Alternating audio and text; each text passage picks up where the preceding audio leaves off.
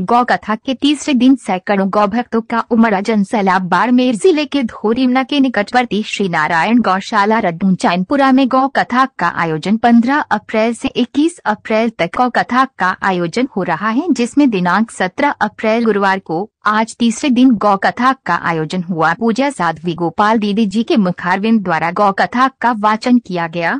श्री नारायण गौशाला संस्थान रद्दू चैनपुरा के अध्यक्ष पुरखाराम जी बैरड़ ने बताया कि गौ कथा के आयोजन से जगह जगह से गौ भक्तों का आगमन हुआ।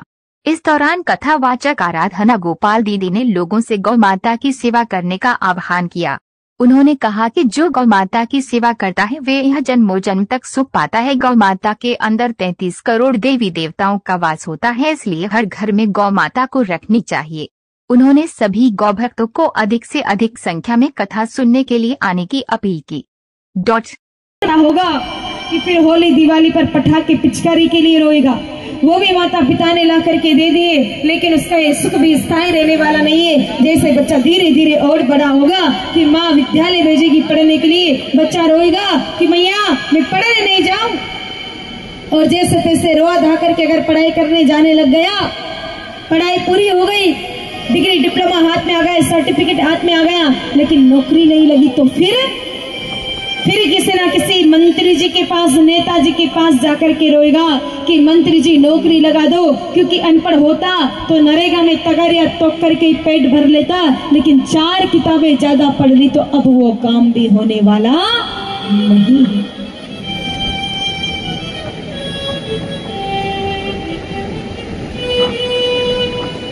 पर मान लो कोई नेताजी ने किसी से कहा करके छोटी मोटी नौकरी लगा दी, नौकरी लग गई लेकिन छोकरी नहीं मिली, तो फिर किसी ना किसी पंडित जी के पास, ब्राह्मण देवता के पास जाकर के रोएगा, अरे ब्राह्मण देवता हाथ की रेखा देख करके बताओ शादी के योग है कि नहीं है, नहीं हो तो भी एक बार योग तो बनाओ, शादी तो करवाओ।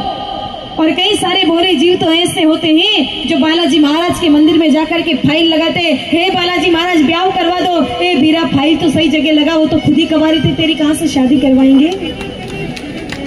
और मान लो बालाजी ने राम जी से कई करके एक बार शादी भी करवा दी, शादी हो गई लेकिन संतान नहीं हुई, तो फिर किसी ना किसी डॉक्टर के पास जाकर के रोएगा कि डॉक्टर साहब गोली खिला दो, टेबलेट खिला दो, संतान हो जाएगी। और एक बार संतान हो गई फिर कहीं जाने की आवश्यकता नहीं है, वो संतान ही अपने माँ बाप को रुला रुला करके मारने की क्षमता रखती है।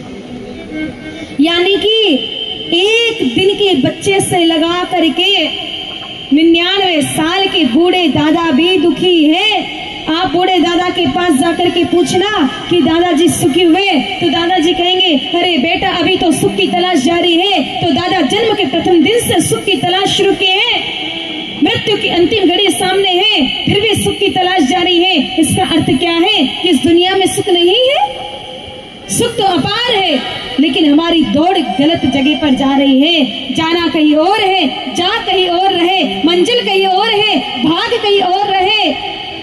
आज इंसान मेरे भाई बहनों सुख किस में ढूंढता है? 6 चीजों में सुख ढूंढता है।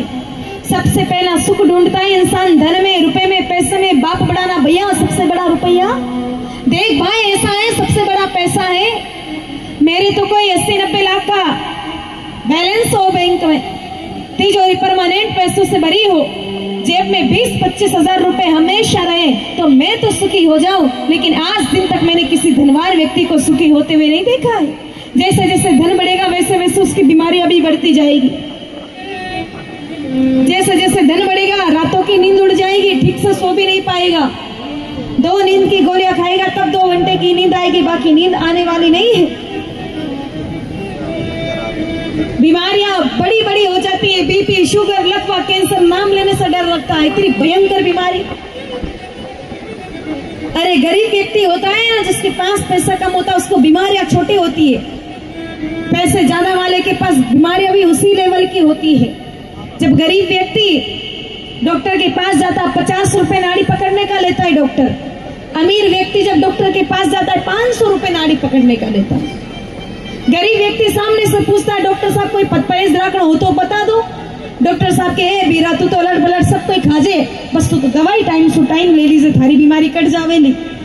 और अमीर आदमी ने सामने हूँ डॉक्टर के वेलो, देखो भाई साहब नमक ज्यादा नहीं खानो है, गुड़ चीनी ज्यादा नहीं खानी है, मिर्च मसाला ज्यादा नहीं खाना है, तेल घी तो बिल्कुल खानो ही नहीं है। 2 ब्लॉकेज पहला हुई 1 और 8 ग्राम नाम सत्य हो जावे लो।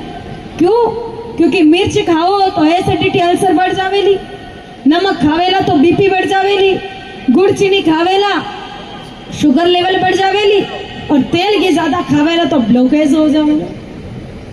अब एड़ो पयो की काम रो है जो ठीक होली दिवाली रे मायने भी लड्डू पकौड़ी नहीं खावा दे। घर में सुख कोनी है मारी माता बहनों भाइयों, सुख ज्यादा मत ढूंढो। अगर ज्यादा पया है परमात्मा ने दिया है तो अभी अभी चर्चा चली है कि एक गाय माता का अच्छा सा धनवंतरी वार्ड यानी कि हॉस्पिटल केंद्र बन जाए। बीमार गौ माताओं का इलाज चलता है, लेकिन एक ऐसा शेड निर्माण हो जाए जिसमें सिर्फ बीमार गौ माताएं ही रहे, जिनका इलाज उसके अंदर हो। तो ज्यादा पया वालों सुन लो, कान खोल, कई काम रो नहीं ज्यादा पयो। कोरोना में माए ने कतरा लोग उठ गया पयो अत्र अटे धरो को धरो ही रह गयो, के काम को नहीं आयो। अब पया ने आपा साथ लेन थोड़ी जाओ बटे, कई काम रो थोड़ी है अटे देवायला धर्मरा काम में तो काम रो है। अगर घर रे माई नहीं पड़ो है तब तो काम रो को नहीं है। इसलिए जता भी लोग अटे बैठा है कई नहीं कई समर्पित कर दो धनवंतरी वार्ड के लिए। कोई 4 चद्दर दो, कोई 5 चद्दर दो, कोई इंगल दो, कोई ईंट दो, कोई सीमेंट के कट्टे दो, 5 कट्टे 10 कट्टे, कोई 1 ट्रैक्टर बजरी दो, जो भी आपकी क्षमता हो समर्पित कर दो। दादाओ सफेदी आ गई है, हाल तक तो ज्यादा पयाओं के आपा ने मल्यो को नहीं, पर अब लास्ट टाइम जाता जाता भी अगर धर्मरा काम में लगा गया पयो ने तो बटे भगवान दरबार में भगवान आपने इंतजार करे लो।